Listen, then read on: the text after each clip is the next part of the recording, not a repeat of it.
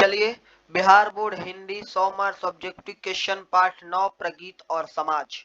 आज का चैप्टर का नाम है प्रगीत और समाज का ऑब्जेक्टिव हम क्लियर कर देंगे। रोज हम अपने चैनल पर ऑब्जेक्ट डालते हैं बिहार बोर्ड के। आज 9 पार्ट है, इससे पहले 8 पार्ट तक का वीडियो अगर आपने नहीं देखा है तो डिस्क्रिप्शन में सबका लिंक है, आप जाकर देख सकते हैं। सबसे पहला क्वेश्चन चलिए मैं शुरू करता हूँ। सबसे पहला क्वेश्चन है, नामवर सिंह की रचना कौन सी है या रामवर सिंह की कौन सी रचना है?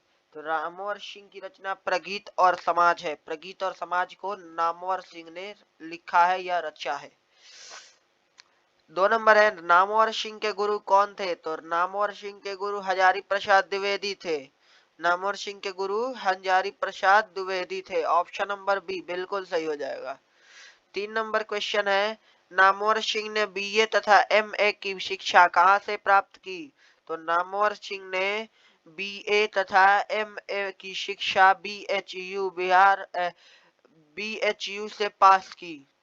बनारस हिंदू विश्वविद्यालय, जिसका पूरा नाम है बीएचयू। नामवर सिंह ने बीए और एमए की शिक्षा वहीं से प्राप्त की।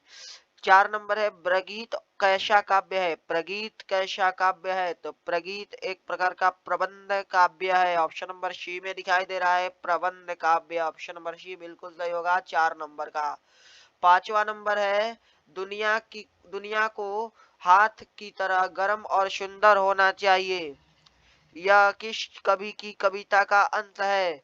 तो यह है Kedarnath Singh. Option number A में दिखाई दे रहा है केदारनाथ सिंह, जिनका पूरा नाम है। उन्होंने ये कहा है कि दुनिया को हाथ की तरह गर्म और सुंदर होना चाहिए। केदारनाथ सिंह 5 नंबर का, ये बिल्कुल सही हो जाएगा। 6 नंबर है, आचार्य रामचंद्र शुक्ल के काव्य सिद्धांत का आदर्श कौन सा काव्य है? आचार्य रामचंद्र शुक्ल के काव्य सिद्धांत का आदर्श कौन सा काव्य है? तो वो है प्रबंध काव्य। ऑप्शन नंबर सी 6 नंबर का सी आंसर सही होगा। 7 नंबर है, सहर्ष स्वीकारा है कविता के रचयिता कौन है? तो सहर्ष स्वीकारा है कविता के रचयिता हैं के Muktibodh. Muktibodh option number B बिल्कुल सही आंसर हो जाएगा। 8 नंबर है, सच्चे अर्थों के प्रगीतात्मकता का आधार क्या है? सच्चे अर्थों के प्रगीतात्मकता का आधार है आपके समाज के विरुद्ध व्यक्ति। ऑप्शन नंबर सी बिल्कुल सही आंसर हो जाएगा। 9 नंबर है, पर किसने कहा सातों सागर के पार एकाकीपन से ही मानो हार, यह किस कवि के कविता का अंश है? तो यह कविता का अंश शमशेर बहादुर सिंह, जिनका पूरा नाम है, उन्होंने कहा अपने कविता में, पर किसे यह सातों सागर के पार एकाकीपन से ही मानो हार, ये अंश शमशेर बहादुर सिंह की कविता का है। ऑप्शन नंबर ए बिल्कुल सही आंसर हो जाएगा। 10 नंबर है, नागा अर्जुन के काव्य संसार के प्रगीत नायक का व्यक्तित्व कैसा किस प्रकार है?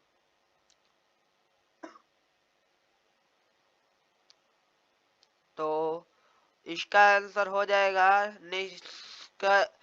निष्कव्य फक्कड़। निष्कव्य फक्कड़ ऑप्शन नंबर सी बिल्कुल सही आंसर हो जाएगा 10 नंबर का। 11 नंबर है, नामवर सिंह को कविता के नए प्रतिमान पर साहित्य अकेडमी पुरस्कार कब मिला? तो 1971 में मिला। उस समय पाकिस्तान से युद्ध हो रही थी। नामवर सिंह को कविता के नए प्रतिमान पर साहित्य अकेडमी पुरस्कार दिया गया सन 1971 ईस्वी में।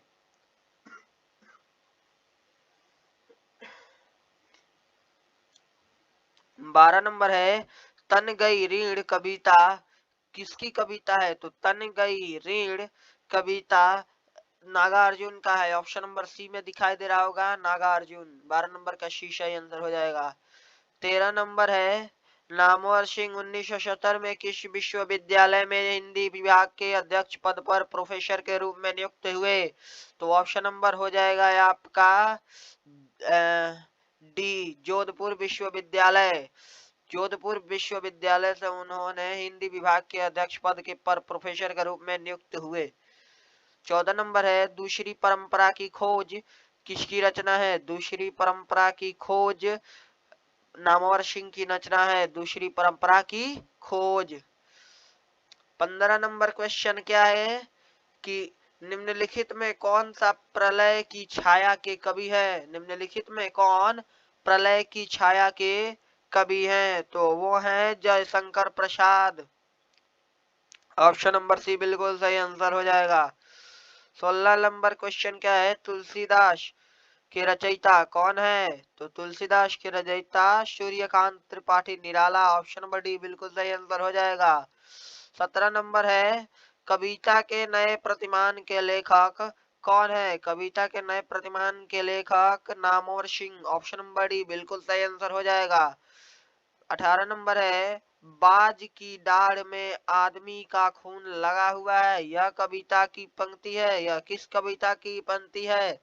तो यह पंक्ति तय तो यही था, तय तो यही था एक कविता है, उसमें एक पंक्ति आती है बाज की दाढ़ में आदमी का खून लगा हुआ है।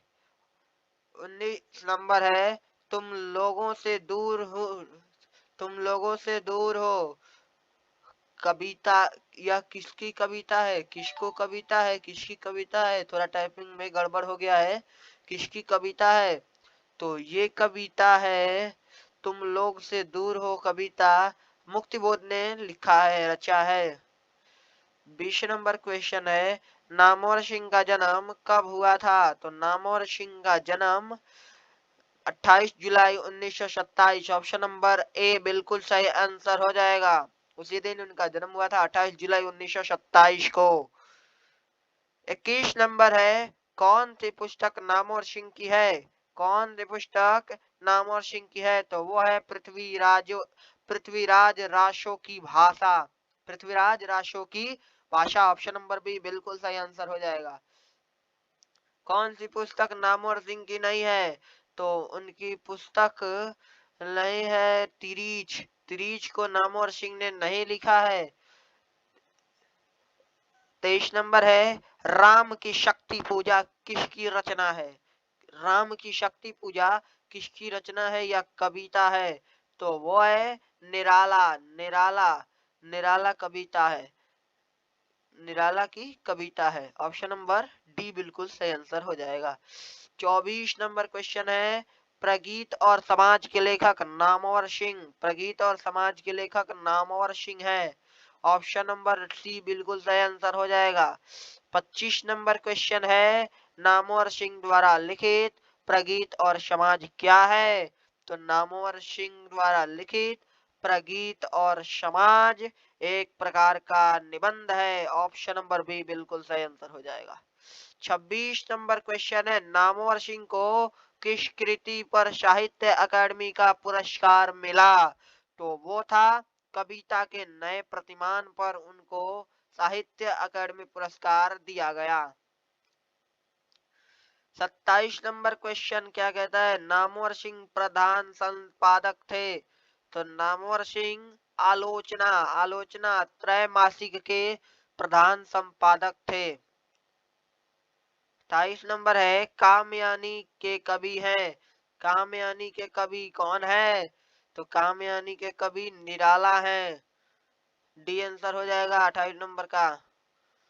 29 नंबर है लिरिक का पर्याय क्या है? तो लिरिक का पर्याय प्रगीत है। ऑप्शन नंबर ए 29 नंबर का बिल्कुल सही हो जाएगा। तो ये ऑब्जेक्टिव रहा है आपके प्रगीत और समाज का।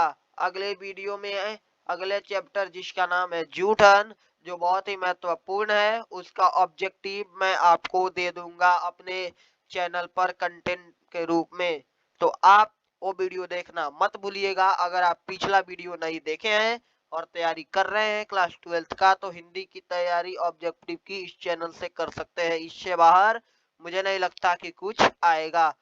तो मिलते हैं कल जूठन पाठ के ऑब्जेक्टिव के साथ। तब तक के लिए धन्यवाद।